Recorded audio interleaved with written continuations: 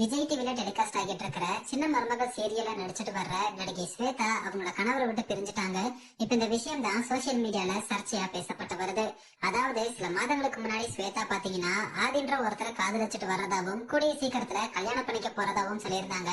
ஆனா தன் காதலர் ஆதியோட முகத்தை ரிவீல் பண்ணாம ரொம்ப சீக்கிரட்டா மெயின்டைன் பண்ணிட்டு வந்தாங்க. இப்படி இருக்கிற நிலையில ஸ்வேதாவோட பாய் ஃப்ரெண்ட் ஆதி பாத்தீங்கன்னா ரீசெண்டா ஒரு இன்டர்வியூல அவர் யாருன்றதை ரிவீல் பண்ணி பல உண்மைகளை உடைச்சிருந்தாரு.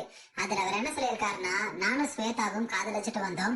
என்னோட பாஸ்ட்ல ஒரு பிசினஸ் பண்ணி பெரிய லாஸ் ஆகிருச்சு. அதனால எங்க ரெண்டு பேரோட குடும்பமும் கல்யாணத்துக்கு சம்மதிக்கல. அதனால பேரண்ட்ஸ் கூட சண்டை போட்டு வீட்டை விட்டு வெளியே வந்துட்டோம். எனக்கும் ஸ்வேதாக்கும் ஏற்கனவே கல்யாணம் ஆகிருச்சு. 2023 வருஷம் ஆகஸ்ட் மாசம் கோயம்புத்தூர்ல வச்சு ரெஜிஸ்டர் மேரேஜ் பண்ணிக்கிட்டோம். ஸ்வேதாக்கு ரெண்டு பேரோட ஃபேமிலி முன்னாடி கிராண்டா கல்யாணம் பண்ணணும்ன்றது பெரிய ஆசை.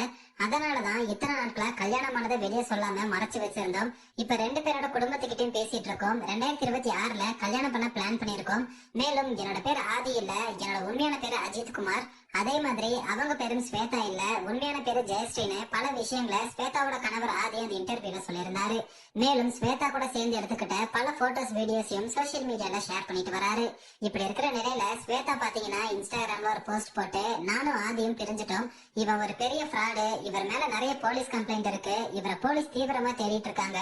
இப்பதான் எனக்கு எல்லா உண்மையும் தெரிய வந்துச்சு. நான் தெரியாம கல்யாணம் பண்ணி ஏமாந்துட்டேன்னு ரொம்ப ஆதங்கத்தோடையும் வருத்தத்தோடையும் ஸ்வேதா சொல்லியிருந்தாங்க.